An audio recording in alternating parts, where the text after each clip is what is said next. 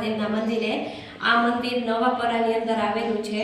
આ ખૂબ વર્ષો જૂનું મંદિર છે। મહાદેવની તમે આ શિવલિંગ જોઈ શકો છો કેટલા વર્ષ જૂની છે। આ મંદિર 9મી સદીથી બનેલું છે। આમ તો આ જૂનવાણી જ છે, આની અંદર જો આ સ્તંભ ને બધું અત્યારે થોડું થોડું રિનોવેશન ચાલુ છે। આ મંદિરનું ખૂબ જ મહત્વ છે કે 9મી સદીનું મંદિર એટલે આપણે તો યાદ નહીં, અત્યારે તો 21મી સદી વહી ગઈ। આ બહુ મસ્ત મંદિર છે। આ ખૂબ સરસ જગ્યા છે, અહીંયા આવીએ તો બહુ જ મજા આવે એવું છે। ગાર્ડન છે, બગીચા જેવું છે, મસ્ત લીલા ઝાડવા છે। અને અહીંયા એક અંજલિમાનું પણ મંદિર આવેલું છે। લગભગ તો હનુમાનજીની જે માતા છે અંજલિમા, એનું મંદિર ક્યાંય નથી આવેલું, આપણા ગુજરાતમાં તો ક્યાંય જ નથી। આ જગ્યા ઉપર આવેલું છે અંજલિ માતાનું મંદિર ને આ જગ્યાનું ખૂબ જ મહત્વ છે। તો ચોક્કસ આ જગ્યા ઉપર આવો, ચાંદેશ્વર મહાદેવના મંદિરે આવો, દર્શન કરો અને અહીંયા આવી અને લાભ લ્યો। પિકનિક થાય એવું છે, જમવાનું ઘરેથી લઈ આવીએ તો અહીંયા જમાય એવું છે। અને ખૂબ વર્ષો જૂની શિવલિંગ છે અને આ મંદિરનું ખૂબ મહત્વ છે। અહીંયા શિવરાત્રિના દિવસે મેળો પણ લાગે છે અને બહુ મોટી સંખ્યામાં ભક્તો અને શ્રદ્ધાળુઓ અહીંયા આવે છે અને શિવરાત્રિના દિવસે દર્શન કરે છે। શ્રાવણ માસમાં પણ અહીંયા ખૂબ શ્રદ્ધાળુઓ અને ભક્તજનો આવે છે।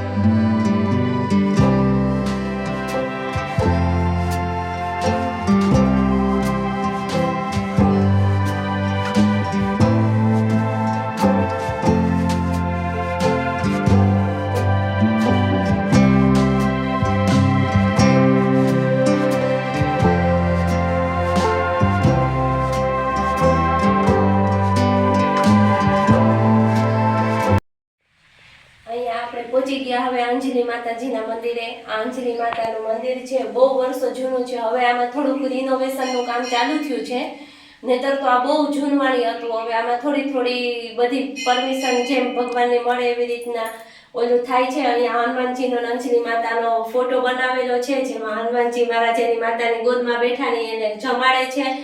આ ખૂબ એક એવી સારી જગ્યા છે કે જે આપણે આમ દુર્લભ દર્શન થઈ શકે ને એવી જગ્યા છે। અને અહીંયા ભોયરું પણ હતું એક, જે અત્યારે આ બધું રિનોવેશન કામ થાય છે એટલે પૂરી દેવામાં આવ્યું છે। અહીંયા આ જગ્યાનું ખૂબ મહત્વ છે, ખૂબ જૂનો ઇતિહાસ છે। આપણે તો બહુ એટલી બધી ખબર પડતી નથી, બહુ જાજો ઇતિહાસ જાણતા નથી। આટલા વર્ષો જૂનું મંદિર અને આવી જગ્યા છે તો જેના દર્શન દુર્લભ છે। આપણે જાત્રા કરવા ચારધામ જઈએ કે બીજા રાજ્યોમાં જાય, જિલ્લામાં જાય, જ્યારે આપણી ભૂમિ ઉપર ઘણા એવા તીર્થો છે જે ઘણાને ખબર હશે, ઘણાને ખબર નહીં પણ હોય, તો ચોક્કસ આવો, મુલાકાત લ્યો અને અહીંયા તમે દર્શન કરવા। જગ્યા ખૂબ સારી અને આ જગ્યાના ખૂબ એવા મહત્વ છે અને એના ઇતિહાસ છે, તો તમે આવો અને અહીંયા દર્શન કરી અને આ જગ્યાની મુલાકાત લ્યો।